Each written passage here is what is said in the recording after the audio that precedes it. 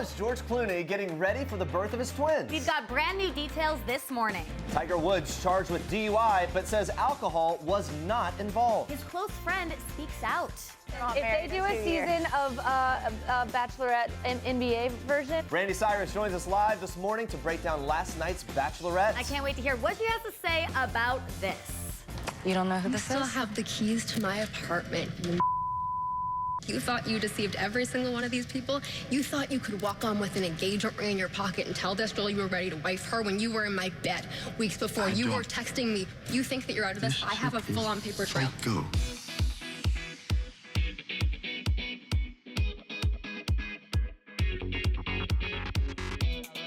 Woo, my goodness, the drama is heating up on The Bachelorette. We can't wait to talk about that. Happy Tuesday, guys. People.com and Facebook Live, we are streaming live. Hope everyone had a great Memorial Day. Lots to get to today, including baby watch for George and Amal Clooney. The actor had to recently pass on an appearance because Amal's, well, she's just weeks away from her due date. So our Facebook question of the day is, what kind of dad do you think George Clooney is going to be? What's he going to love doing? What's it going to be like? You let us know in the comments below. But first, here's what you need to know and what's trending today. Guys, get ready because the big day, it truly is around the corner. George and Amal Clooney's twins are almost here. The father-to-be skipped a ceremony on Sunday for the Aurora Prize for Awakening ceremony in Yerevan, Armenia, and submitted a video message to explain the reason for his absence, saying, quote, I really would have been in Yerevan, but if I came there and my wife had twins while I was there, I could never come home. George always coming in with the jokes, but wife Amal really is just weeks away from having their two babies with a June due date. The Clooneys seem to be savoring their last few weeks of peace and quiet in London before they'll be welcoming the twins. In late March, they were spotted strolling near their manor in the English countryside, a source telling people, quote, everything's going well with Amal's pregnancy. So happy for them. We cannot wait to see George as a dad. And now switching gears to this.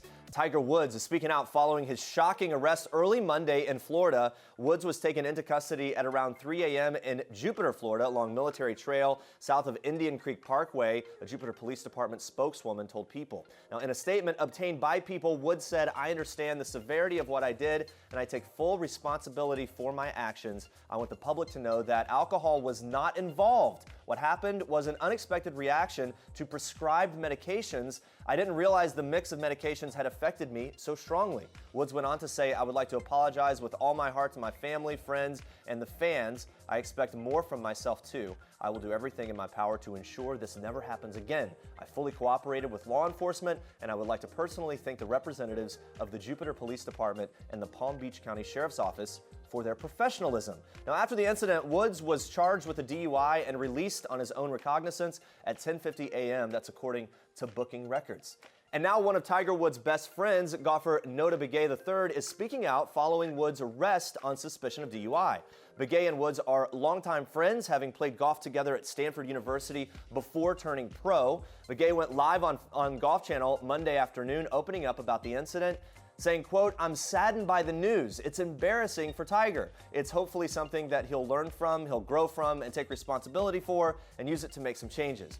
He went on to discuss how the golf world will react to the news, predicting that they will support him as he works to improve his life, saying, quote, I think you are going to see an outpouring of support and encouragement for him as he works through personal issues and challenges that many people in this country face. Millions upon millions of people deal with these types of issues on a daily basis, and it's one of those things that once he understands and realizes that people are supporting him as he works through this, it's going to hopefully see those changes come to fruition. Guys, stay on People.com for more on this story as it develops.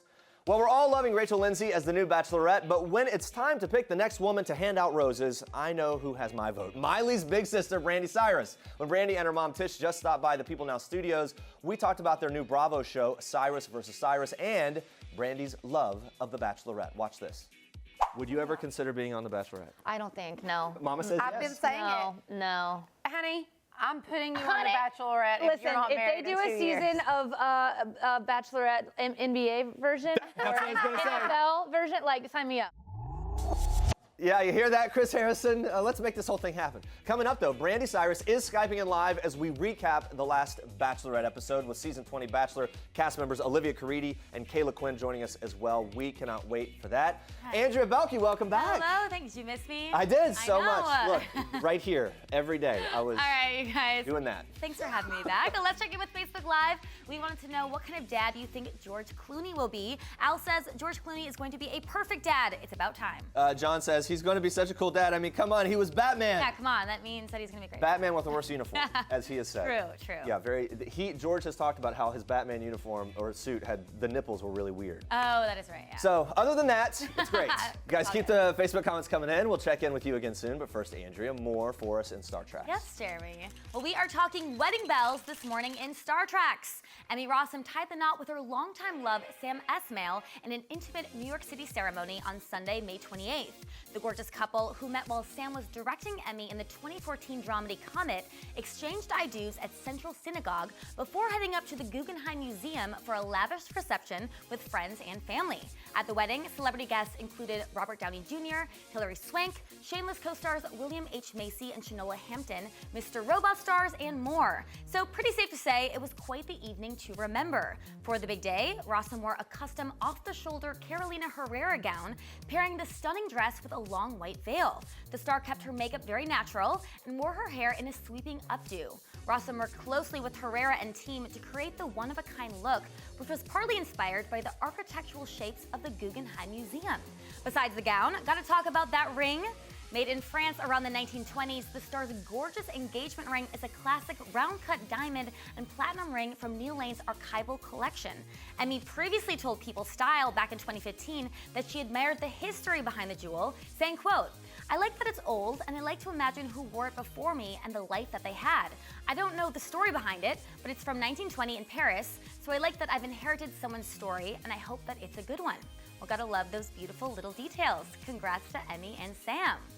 All right, also congratulations to these two beautiful people. Cindy Crawford and Randy Gerber just celebrated their 19th wedding anniversary together and shared some adorable messages on Instagram for their special day. Cindy posted a shot of her with Randy, captioning the picture, "Cheers to 19 years with this guy. Happy anniversary. So blessed to have you as my husband. Thanks for putting up with me." Randy followed up with his own post of a throwback photo saying, "I knew when we ended up in the pool at our wedding. Happy anniversary." Doesn't get better than that. All right, now watch this. But at the end of the day, I was like, this is my show. And we created, really, NBC, the producers and myself, we really created the perfect venue and job for me. Starting as a dancer, that being the core of who I am at the end of the day, I couldn't have thought of a more, and the intention behind it as well, of the opportunity that we're creating. And that being so special to my heart as well. I couldn't think of a more perfect thing that I could do at this point in my career. Yes, the one and only Jenny from the Block began her multi-dimensional career as a backup dancer in the early 90s and is now going back to her roots with NBC's newest competition show, World of Dance. Premiering tonight on NBC, World of Dance follows soloists and group performers as they compete for international stardom and a grand prize of $1 million. Lopez, whose production company helped create the show, reflected on how dance formed and shaped her mega career. Watch this. It helps me and it shaped me and it formed me into the artist that I am, and it helps me in every area of my life now. Definitely. And it being as diversified as it is, and I never thought it would become that, but it did, and those fundamentals really formed and shaped me that way. It teaches you not to be afraid of hard work, because if you're going to be a good dancer, you're going to work hard. Gotta love that. Can't wait to tune in tonight. And those are your Star Treks for today. All right, guys, stay with us. Brandi Cyrus is breaking down last night's Bachelorette with us. She joins our panel all the way from Nashville. Plus, meet the DIY mom who transforms old clothes into stunning outfits for her kids. Stick around. This is King Cutie in People. His Royal Highness Prince George Alexander Louis of Cambridge. These are George's parents, George's home, his Nana, the Queen, and his staff of 644 Englishmen. This is George's dog Lupo, who inspired his favorite book, The Adventures of the Royal Dog Lupo, one George will share now that he's a big brother. People. The details make the story. Don't miss this week's People.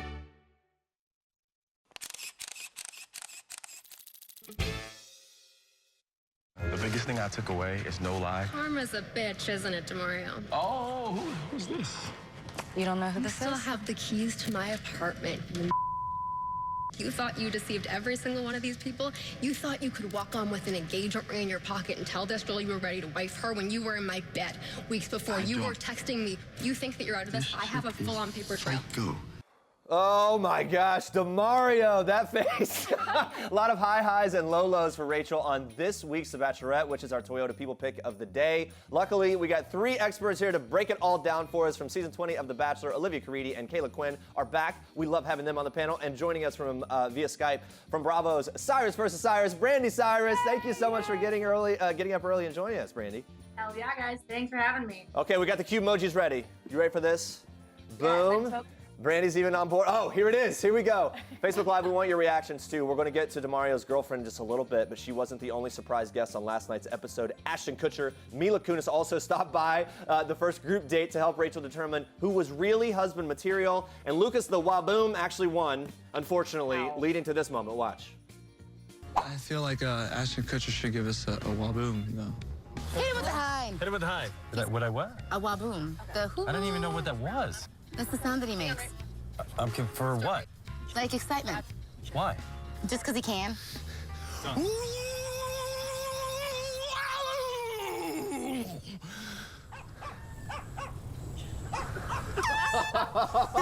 Perfect. Brandi, how excited were you to see Ashton and Mila show up on the episode, and how excited were you for their reaction? Honestly, they make the episode. You can't pick a better goals couple, right, guys? I mean, they're insane. So when I first watched this scene, I thought Ashton was the priceless part of it. Like, I was like, oh my God, he's everything. But now that I've rewatched it, Mila trying to explain to him what happened is everything. It was so great. Caila, Ashton predicted that none of the men in this group date were actually going to end up marrying Rachel. Do you agree? I don't think that they're husband material from that experience. Yeah, no. that experience doesn't show it, that's for sure. Olivia, what did you think of Ashton and Mila's appearance on the show? I think Ashton was like, I am way too famous to be on the show. I cannot deal with it. But they're legitimate fans, it seems. When they were like, oh, we called the producers asking if we could come on. I was like, right. Can I get proof of that, please? Yeah, right. Let's hear the phone call. Can I see the call log? All right, well, Ashton wasn't the only one who clashed a little bit with Lucas the Waboom. The tension between Lucas and aspiring drummer Blake continued to heat up, with Blake revealing to Rachel that he knew Lucas before the show, and then he told Lucas all about their conversation. It got crazy. Watch this. You came up, and I told her the truth, that you're here for the wrong reasons, that I know that you're here to further your waboom and your career, and I'm sick of it. And it's like, it just feels good right now, like a weight is lifted just saying this, because it feels so good to get this off my chest. Now it's out in the open. Okay, so do you want me to tell you my interaction with Rachel? Or do you want to just assume? I don't care what your interaction is with Rachel. Words slurring. I mean, it was sloppy. Olivia, who's going to end up lasting longer, Lucas or Blake? They both going home on the same day. You think so? Please. All right, Caila, I'm sure constant wabooms get annoying for all the guys, but is he handling this the right way? He's focusing on the wrong things, and really I think he wants him to get out. So yeah, I'm with him. All right, Brandi, what do you think of Blake versus the waboom? This is what I think. I think we're on what season 20-something of the show, and everybody that's on that show has watched the show, and you should know by now that trying to get someone else kicked off is only going to get you kicked off. Absolutely true, and let's just be real. Waboom, I mean, his days are numbered anyway. You don't need to waste your time proving how annoying he is, right? Waboom is not winning this thing. Like, hello. No, he's not. Yeah, and Brandi, when you were here, you were a couple days ago when you were in studio here, you were talking about how annoying Waboom was for you. So yeah. All right. But Blake is more annoying to me now than Waboom, because I'm like, hey, get out of here with that. I'm just mad. Oh yeah, I forgot. One of the high points of the night was Rachel's first one-on-one date with Peter. Thumbs down. Peter, the business owner from Wisconsin. They bonded with Rachel's dog Copper and over the fact that they both have tooth gaps. Watch this. I remember in high school, my dentist was like, look, if you want to fix it, you can. Honestly, I don't think you should. I think it adds character and you should keep it. And I said, well, you know what? I like that. I'm going to roll with that. And then along the way, people have said something like, oh, if you want to, you can. And I'm like, no, my dentist said that it adds character. So I'm just going to keep it. It's the same thing for me. And it does. I mean, it looks great on you. It does. It looks great on you, too. Hearts. Big hearts right there. Caila, Rachel, and Peter also bonded over their time in therapy. She later said that he gave her butterflies. What do you think of the date? It was so real and authentic, and I love seeing Rachel like this. I feel like this is the start of a real relationship. Yeah, it did feel that way. I felt the same way. Brandi, are you a fan of Peter? How far do you see him going? So he's so shy and quiet that I wasn't sure about him. He was kind of off the radar until last night for me. I loved it all until the kiss. Did you guys realize how awkward the kiss was? Yes. I don't know. It ruined it a little bit for me. Yes. Olivia, you're on board with that. You know, the Lucas. I did not. The kiss, there was not much chemistry there. It was kind of like. Yeah, you could feel the gap between. Yeah, it was. Okay. There you go. Olivia, after last night's episode, who gets your final rose? Who's the pick? Kenny. I'm still on board with Kenny too. Yeah. I'm loving Kenny. I love Kenny. And he's flying under the radar. They're peppering him in, so we love him. I love Kenny. Brandi, what do you think about Kenny? I like Kenny a lot, actually. All right. He's my top pick as well. But I still love Brian, and we didn't get to see a whole lot of him. All right. Well, okay. Olivia's vomiting, literally vomiting right now. He's not hot. Okay. All right. We'll argue about that in a second. But we've covered, the good from last night, some of the bad with Lucas the Waboom. But now it's time for the ugly. Yeah. Rachel's second group date gets derailed when a woman named Lexi shows up and says that she's currently still dating DeMario. Watch what happens. I don't want somebody who's texting somebody saying good night, babe. And so because I'm putting myself out here, and I've sent people home who genuinely I felt wanted to be here. Correct. I have no idea why you're here right now. I definitely want to be here. I believe you want to be here. I just don't think you want to be here for me. So let me tell you something. I'm not here to be played. Correct. I'm not here to be made a joke of, which is what I feel like you're doing right now with me. So I'm really gonna need you to get the out. Let him have it. Brandi, what was going through your head as you watched that? I just love Rachel so much. She just keeps proving why she's the best Bachelorette. Y'all, I rewound and watched DeMario's reaction to seeing that girl. What an idiot. He He's so looks at her and dumb. is like, oh, like he's kind of excited she's there. And then he's like, oh, who's this? He literally said, who's this? It's like, at that point, you can't lie your way out of this. No. And then at some point, she was like, what were the dates? And he's like, well, I mean, it depends on what we're talking about. He was just dancing bumbling. around. Caila, how do you think Rachel handled things with this? She was amazing. She didn't take any and it's proven that she's really here for love, and that's great. Yeah. And an example. She definitely let the guys know she is not playing around. Olivia, the episode ends with us seeing DeMario confronting security and Chris Harrison trying to talk to Rachel one last time at the house. What do you think that he'll say to her next week? Take me back. I need money. I need to get back on this show for promotions on Instagram. Yeah, Brandi, what that's it. There you go. Protein promotions. Brandi, what do you think he's going to say? What could he even say here? Well, now he's really screwed it up with the girl back home. So now all he's got is Rachel. No one else is taking him after this.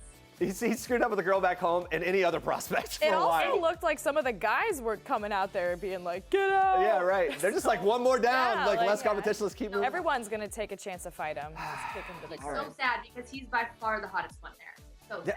He is. Oh What? my God. DeMario? He is. He would have been great on Paradise. My wife felt... Hotter than Wait, what'd you Peter? say, Brandi? He's so hot. He's such a douchebag. It's so real. It's unfortunate. I've had a couple of those too.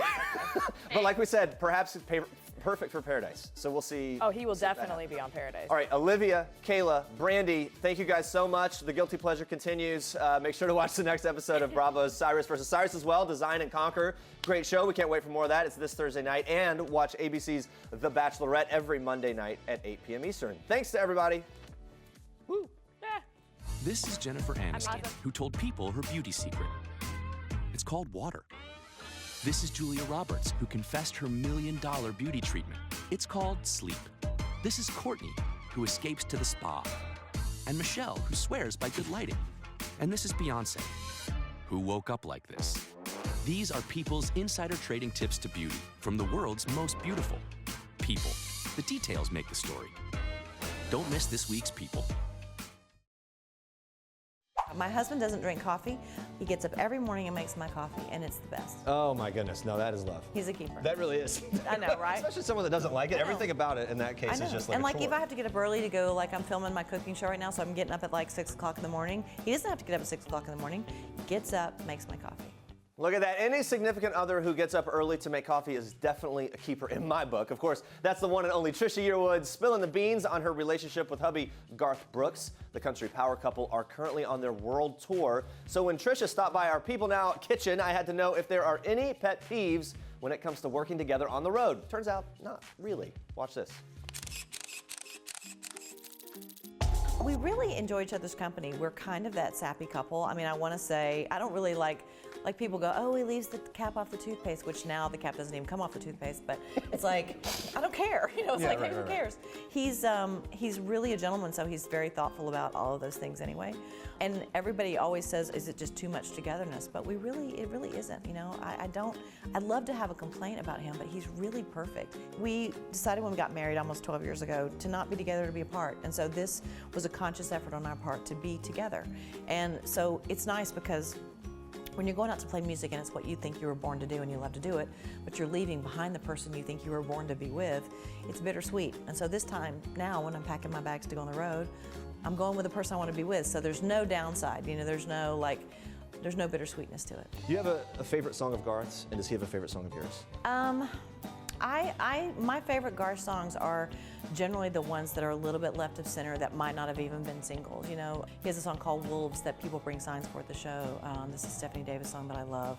My favorite Garth song that I have ever sung on, and I've sung on about 177 songs, I think we figured out one day, is Papa Love Mama. I love that song. I don't know why, I just love it. I love it every night when he sings it.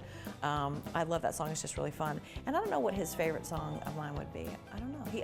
Sometimes he'll request in the show, if I don't do Walk Away Joe, he'll ask for that song because he really likes it. Garth is sort of retired for a while. You've had some time off as well. You guys have focused on your kids, the family, and all of that.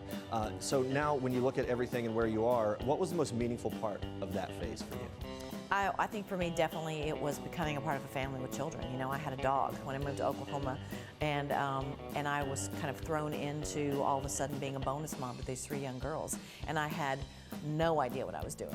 And I have to say that now, as these girls have grown and they're adults now on their own, it's been a part of my life that I never would have even known to dream about, and it's been so rewarding to get to be a part of this family.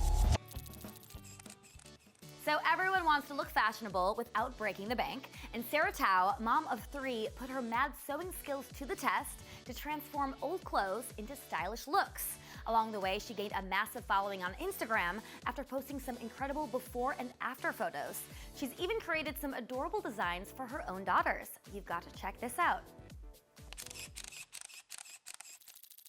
Welcome to Refashion Revision, where I take outdated clothes and update it into new.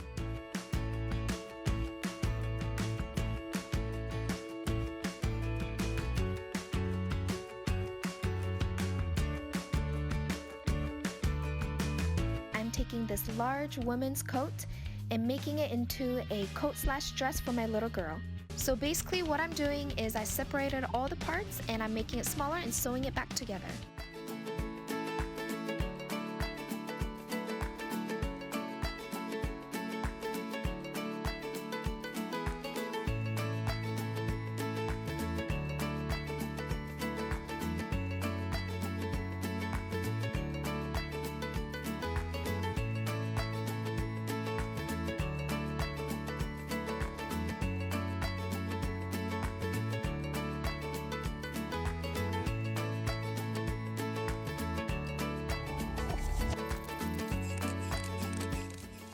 All right, let's check in with Facebook Live one more time. We're talking, what kind of dad you think George Clooney will be? Edward says, I think that George would be a fun dad. Okay. Curtis says, I'm sure he'll have some great dad jokes. Oh, I'm sure he will. Leslie says, George will be a great dad, teaching his kids about the world and how to make a difference. Amal will be amazing also. Yeah, and Amal will be teaching about the world and how to make a difference. Yeah. If anyone, right? Yeah. It's incredible. Tatiana says, my George is going to be an amazing dad. God bless those kids and Amal. Also, switching gears back to the Bachelorette, Tara Parsons asks, what were you gonna say your wifey said? Oh, because my wifey thinks DeMario was like the hottest guy ever. Oh. On The Bachelor, she was like sad to see him That make you jealous? Thanks for commenting, Were you babe. intimidated by him? Yeah, I'm super intimidated by it. Like, you don't talk about that, especially publicly. Just kidding. Or not. Thank you so much for watching, everyone, including wifey. Go back to sleep. Be sure to catch us again tomorrow morning at 8:30 a.m. Eastern. We are celebrating Clint Eastwood's birthday with a special throwback edition involving his mini-me son, Scott Eastwood. You won't believe how much they look alike until you see it. It's incredible. Plus, we're bringing you the best moments from the premiere of J-Lo's World of Dance season premiere. We're very excited. All right, thanks for watching. For now, we leave you with income property star Scott McGilvery playing a little game of Would You Rather. Enjoy. Bye, guys. It's really fascinating that so many lives can change by watching 21 minutes of television.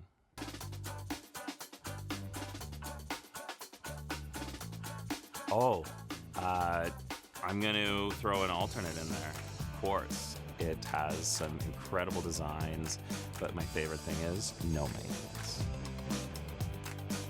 Well, this goes back to the Debbie Travis days. She taught me about the karate chop pillow.